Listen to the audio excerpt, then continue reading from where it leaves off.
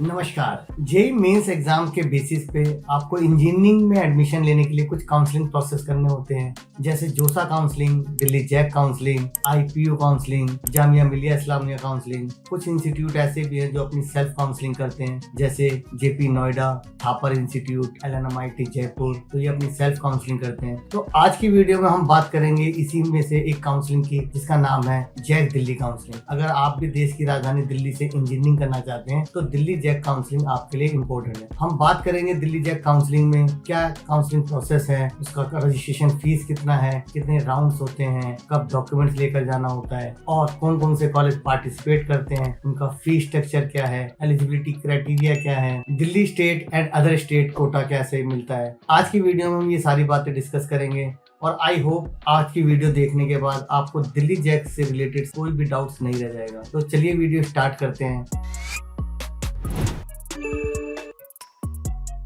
नमस्कार, मैं जय आपका बहुत बहुत स्वागत करता हूं अपने ऑफिशियल यूट्यूब चैनल जय एडुकेयर में। आज की वीडियो में हम बात करेंगे दिल्ली जैक काउंसलिंग। सबसे पहले हम बात करेंगे इसका रजिस्ट्रेशन प्रोसेस कब होता है और कौन कौन से कॉलेज इसके अंडर आते हैं। बात करें रजिस्ट्रेशन प्रोसेस की, तो रजिस्ट्रेशन प्रोसेस इसका जेई मेन के रिजल्ट के बाद स्टार्ट होता है। जब जेई मेन के सेशन 1 और सेशन 2 का रिजल्ट आउट हो जाता है, उसके बाद ही इसकी रजिस्ट्रेशन काउंसलिंग शुरू होती है। काउंसलिंग करने के लिए आपके पास जेई मेन का एप्लीकेशन नंबर होना चाहिए, डेट ऑफ बर्थ होनी चाहिए और उसके साथ ही आप रजिस्ट्रेशन प्रोसेस कर सकते हैं। अब रजिस्ट्रेशन प्रोसेस किस किस को करना होता है? जो भी बच्चे जेई मेंस क्वालिफाइड हैं, दिल्ली जैक काउंसलिंग का रजिस्ट्रेशन करेंगे। अब बात करते हैं दिल्ली जैक काउंसलिंग में इंजीनियरिंग के कौन कौन से कॉलेज कवर होते हैं जिनमें एडमिशन के लिए हम इस काउंसलिंग को अटेंड करेंगे। NSU2 जो कि द्वारका में सिचुएटेड है।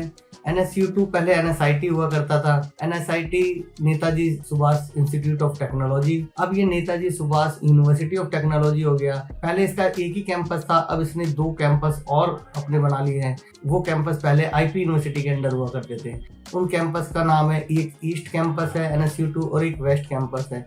ईस्ट कैंपस गीता कॉलोनी में है और वेस्ट कैंपस जाफराबाद चौधरी ब्रह्म प्रकाश इंस्टीट्यूट है, कॉलेज है, वो इसका वेस्ट कैंपस है। ये बीटेक और बीआर्क दोनों के लिए अपनी काउंसलिंग कराता है। बीटेक कोर्स 4 ईयर प्रोग्राम है और बीआर्क 5 ईयर प्रोग्राम है। दूसरा कॉलेज जो है वो DTU है। DTU शाहबाद दौलतपुर रोहिणी के पास सिचुएटेड है। DTU में बीटेक कोर्स अवेलेबल है, ये बीटेक कोर्स के लिए अपनी काउंसलिंग करता है। और तीसरा जो कैंपस है IGDTUW, ये कश्मीरी गेट पे है। ये जो कॉलेज है सिर्फ और सिर्फ विमेंस के लिए है, ये भी बीटेक कोर्स के लिए अपनी काउंसलिंग करता है। फोर्थ कैंपस जो है वो है IIIT दिल्ली, जिसका पूरा नाम है Indraprastha institute of information technology, जो कि आपका ओखला में सिचुएटेड है। फिफ्थ कैंपस DSU है, Delhi skill and entrepreneurship university. ये कुछ ही साल पहले आया दिल्ली जैक काउंसलिंग के अंदर, इससे पहले ये यूनिवर्सिटी नहीं थी। बात करते हैं काउंसलिंग प्रोसेस की, तो सबसे पहले जेई मेंस का रिजल्ट आता है। रिजल्ट के दोनों सेशन 1 और सेशन 2 के बाद आपकी एक कॉमन रैंक लिस्ट बनती है, CRL। ये सारे एडमिशन दिल्ली जैक में CRL के बेसिस पे होंगे। हाँ, एक और इम्पोर्टेंट बात बता दूं आपको कि अगर आपने दिल्ली जैक में या जेई मेंस का फॉर्म फिल करते वक्त कोई अपनी कैटेगरी चेंज नहीं की थी या फिर कोई ऐसी कैटेगरी रखी है, अब आपका उस टाइम सर्टिफिकेट नहीं था और अब आपका सर्टिफिकेट अवेलेबल है, तो दिल्ली जैक काउंसलिंग में आप अपनी कैटेगरी को चेंज कर सकते हैं। अब बात करते हैं एलिजिबिलिटी क्राइटेरिया की। दिल्ली जैक काउंसलिंग में दिल्ली के स्टूडेंट्स का 85% सीट्स रिजर्व है। अगर आप दिल्ली से बाहर के हैं तो आपको 15% सीट्स पे एडमिशन मिलता है और आप भी काउंसलिंग को उसी प्रोसेस से फॉलो करेंगे जैसे दिल्ली के स्टूडेंट्स करते हैं। अब हम बात करते हैं एलिजिबिलिटी क्राइटेरिया की। IIIT दिल्ली में आपका जो एग्रीगेट मार्क्स है वो 70% होना चाहिए और आपके मैथमेटिक्स में भी 70% से ऊपर होना चाहिए, तो आप IIIT दिल्ली के लिए एलिजिबल है। अगर आप रिजर्व कैटेगरी से हैं तो NSU2, DTU, IGDTUW और DCU में। अगर आप OBC NCL से हैं तो आपका जो परसेंटेज है वो 55% पे है। अगर आप जनरल हैं तो आपको 60% होना चाहिए। शेड्यूल कास्ट वालों के लिए 50%, डिफेंस कैटेगरी के लिए 55%, person with disability PWD students को 55% एलिजिबिलिटी क्राइटेरिया है। IIIT दिल्ली में अगर आप OBC से हैं 65%, schedule caste 60%, defence category 65%, PWD 65%। ये एलिजिबिलिटी क्राइटेरिया है। आपके CBSE मार्क्स इतने होने चाहिए, तब आप इन कॉलेज के लिए एलिजिबल हैं। बात करें राउंड्स की, दिल्ली जैक काउंसलिंग का रजिस्ट्रेशन होता है, उसमें 4 राउंड्स होते हैं। आपको राउंड 1 में रजिस्ट्रेशन के बाद चॉइस फिलिंग करनी होती है। चॉइस फिलिंग के बाद आप अपनी जो चॉइसेस हैं राउंड 3 में एडिट कर सकते हैं। राउंड 2 में आप अपनी चॉइसेस एडिट नहीं कर सकते। लेकिन आपको अलॉटमेंट के बाद अगर आपको कोई कॉलेज अलॉट होता है तो आपको एक सिक्योरिटी अमाउंट फीस पे करनी होती है, जो कि लास्ट ईयर 95,000 था। वो आपको पे करनी होगी अगर आप पार्टिसिपेशन और राउंड्स में बने रहना चाहते हैं। अगर आप काउंसलिंग की सिक्योरिटी फीस पे नहीं करेंगे तो आप आउट ऑफ द राउंड हो जाएंगे, आपको राउंड से बाहर कर दिया जाएगा। बात रही चॉइस एडिट करने की, तो चॉइस आप थर्ड राउंड में एडिट कर सकते हैं। पहले के सालों में आप राउंड 1, 2, 3, 4 में भी एडिट कर सकते थे, लेकिन लास्ट राउंड से कुछ रूल्स चेंज कर दिए। अब आप राउंड 1 में चॉइस एडिट कर सकते हैं और 3 में एडिट कर सकते हैं। इसके बाद आपका इनका फोर्थ राउंड के बाद अगर आप आगे जाते हैं तो सिक्योरिटी अमाउंट आपको रिफंड नहीं किया जाएगा। ये ध्यान रखना, सिक्योरिटी अमाउंट रिफंड की एक डेट होती है, वो डेट राउंड 4 तक अवेलेबल रहती है। राउंड 4 से आगे जो भी स्टूडेंट सिक्योरिटी अमाउंट को लेकर जाएंगे उनका सिक्योरिटी अमाउंट रिफंड नहीं किया जाएगा। राउंड 5 में इंटरनली अपग्रेड किया जाता है उन स्टूडेंट्स को जिनको सीट्स मिली हुई है और उन्होंने अपनी सीट्स को अपग्रेड पे रखा हुआ है। सीट्स अलॉट होने के बाद आप एक तो सिक्योरिटी अमाउंट पे करना होता है। अगर आप अपनी अलॉटेड सीट से सेटिस्फाइड हैं तो आप उसको फ्रीज कर सकते हैं। अगर आप सेटिस्फाइड नहीं हैं तो आप अपग्रेड ऑप्शंस उसमें अवेलेबल होता है, आप अपग्रेड करें। अपग्रेड का मतलब होता है राउंड 2 में आपको कुछ नई सीट्स मिलेगी तो वो आपको अलॉट कर दी जाएगी। यहाँ पर एक और इम्पोर्टेंट क्वेश्चन बनता है, बच्चे अक्सर यही पूछते हैं कि सर अगर अपग्रेड नहीं हुए तो हमारी क्या पिछली सीट जो हमें राउंड 1 में अलॉट हुई है वो हमारे पास रहेगी, रिटेन रहेगी या नहीं रहेगी? तो मैं आपको फिर बता दूँ, वो सीट्स आपके पास रिटेन रहेगी।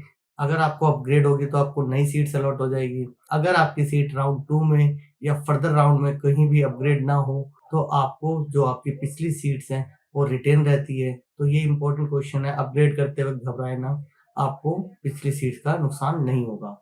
अब बात करते हैं आपको फिजिकल रिपोर्टिंग कब करनी होती है। Physical reporting in the sense आपको कॉलेज कब जाना है। एक बार तो आपके डॉक्यूमेंट ऑनलाइन वेरीफाई हो जाते हैं, फिर आपको फिजिकल सारे ओरिजिनल डॉक्यूमेंट लेके, फिर रिसिप्ट लेकर और जो आपने दिल्ली जैक का एप्लीकेशन फॉर्म फिल किया है, जो चॉइस फिलिंग की थी, ये सारे डॉक्यूमेंट्स लेके आपको एक मेडिकल सर्टिफिकेट लेना है। अगर आप रिजर्व कैटेगरी से तो अपने रिजर्व कैटेगरी के डॉक्यूमेंट्स लेकर जाने हैं। ये सारे डॉक्यूमेंट लेकर आपको एक टाइम दिया जाएगा जो कि राउंड 5 के बाद दिया जाता है। इस बार आपको राउंड 2 और 3 में भी बुला लिया गया था। तो वो शेड्यूल आएगा तो आपको फिजिकल रिपोर्टिंग के वक़्त अपना जेईई मेंस का एडमिट कार्ड, स्कोर कार्ड, जो आपने दिल्ली जैक में फीस पेमेंट की है वो रिसिप्ट ले जानी है। ज़्यादातर चीज़ें आपके पोर्टल में अवेलेबल होती है। आप डॉक्यूमेंट की लिस्ट देख लें, फी रिसिप्ट ले जानी है, फीस पेमेंट की रिसिप्ट ले जानी है, आपने जो रजिस्ट्रेशन फॉर्म फिल किया है वो ले जाना है, आपने जो चॉइस फिल की थी वो भी आपको साथ रखनी है। 3 से 4 पासपोर्ट साइज फोटो रख लीजिए, जो आपने जेईई मेंस में यूज़ की थी वही फोटो चलेंगी। एडमिट कार्ड, जेईई मेंस के दोनों सेशंस के एडमिट कार्ड ले जाने हैं आपको और रिजल्ट भी ले जाना है। आपको जो सीट अलॉट हुई है वो अलॉटमेंट लेटर साथ रखना है। डेट ऑफ बर्थ के लिए आपको 10th की मार्कशीट और ये प्रूफ रखने हैं अपने साथ। बोनस पॉइंट अगर आपने लिया है तो बोनस पॉइंट के जो भी डॉक्यूमेंट है वो साथ कैरी करने हैं। रिजर्व कैटेगरी वाले अपने रिजर्व कैटेगरी से रिलेटेड डॉक्यूमेंट ले जाएं। इसमें एक और इम्पोर्टेंट बात है कि आपको फिजिकल रिपोर्टिंग के लिए जाना कहाँ पर है। आपको फिजिकल रिपोर्टिंग के लिए ध्यान रखिए, आपको आपके अलॉटेड इंस्टीट्यूट में जाना होता है। अलॉटेड इंस्टीट्यूट, जिसको डीटीयू अलॉट हुआ है उसको डीटीयू जाना है, जिसको एनएससीटू अलॉट हुआ है उसको एनएससीटू जाना है, जिसको आईजीडीटीडब्ल्यू अलॉट हुआ है उसको आईजीडीटीडब्ल्यू जाना है, जिसको डेसू अलॉट हुआ है उसको डेसू जाना है। तो अपने अलॉटेड इंस्टीट्यूट में आपको रिपोर्ट करने जाना होता है और रेस्ट ऑफ फीस का प्रोसेस या डॉक्यूमेंट वेरिफिकेशन वहीं होता है। बात करते हैं फीस की। एनएसयूटी की फीस 2,19,000 रुपीज है। डीटीयू की फीस भी 2,19,000 रुपीज है। आईजीडीटीयू की फीस 1,15,000 रुपीज है। ट्रिपल आईटी दिल्ली की फीस 4,25,000 रुपीज है। डेसू की फीस 1,57,000 रुपीज है। जोसा काउंसलिंग, आईपी काउंसलिंग और दिल्ली जैक काउंसलिंग, सीसेप काउंसलिंग से रिलेटेड वीडियो मैं अपकमिंग वीडियो में बनाता रहूंगा।